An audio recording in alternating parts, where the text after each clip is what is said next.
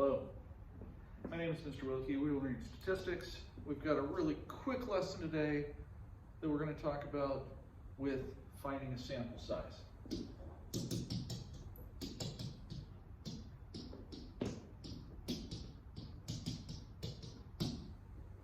All right, so we learned how to find Z star. We can find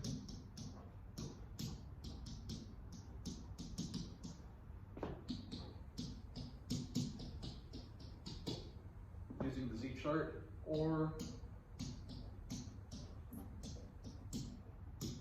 inverse norm on our calculator. So if we want a 95%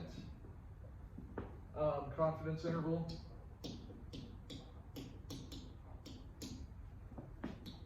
we do inverse norm 0.975, right? Because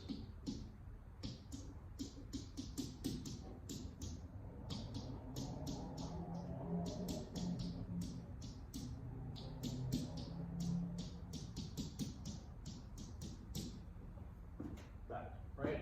1 minus 0.95 is 0.05, divide that by 2 is 0.025. What that does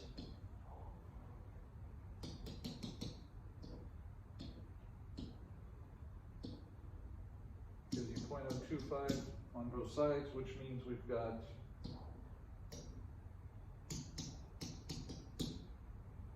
.975 going that way, which means the area to the left of this is 0.975. We do inverse norm, it tells us Z star is 1.96. Now, if I want to find a sample size, okay, we know the margin of error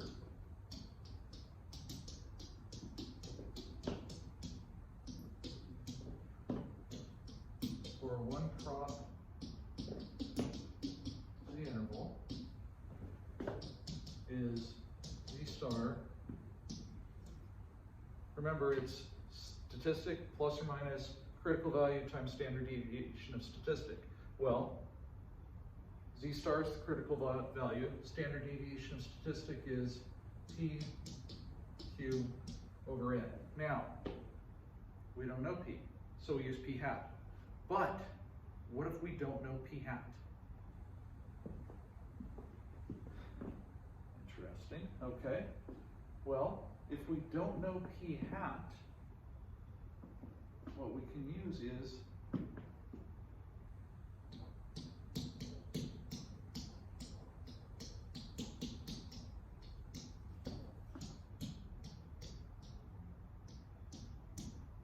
.5. So let's think about why 0.5. What's 0.5 going to do? It's going to maximize P times 1 minus P, right? Think about it. If P is 0.5, what's Q? 0.5, okay?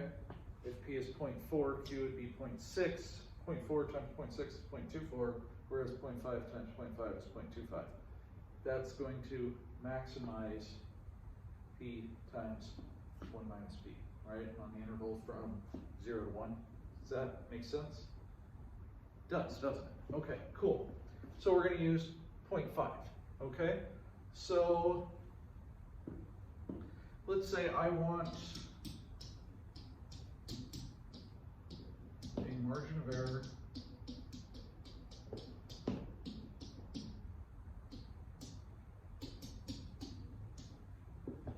plus or minus 5% at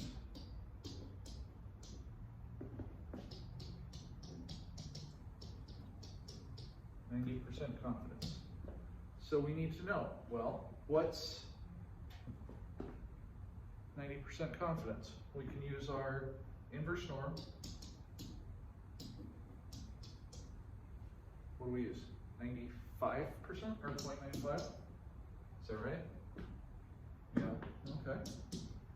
Because 90% would be from 0.05 to 0.95. That's 90% with 0.05 and 0.05 on the other side. Okay, and that's 1.645. So we say 0.05, we want our margin of error to be less than 0.05, so 0.05 is greater than 1.645 times the square root of what? 0.5, 1 minus 0.5 over 0.5 over n. Okay? So, let's solve. All right. 0.05 over 1.645 is greater than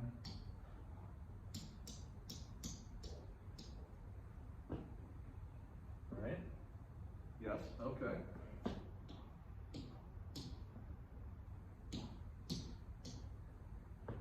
So we've got 0.05 squared.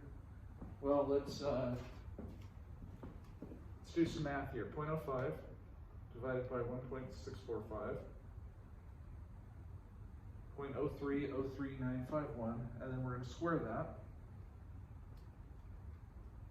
951, and we get 0.009238 is greater than, right? So let's multiply both sides by n.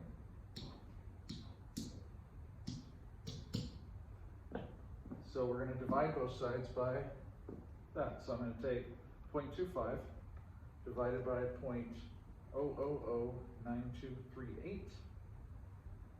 And I'm going to get n is greater than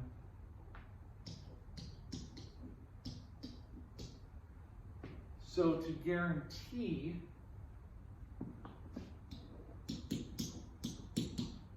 that I'm going to get a margin of error of less than 5%, I need sample size of 271. Now, what if I know that it's not going to be that close?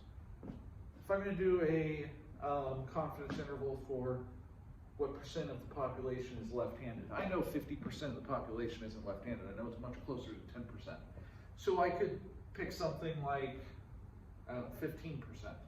I know it's not going to be 15%, but I could do that, be a little bit less, and we're good to go. Okay, does that make sense? Now,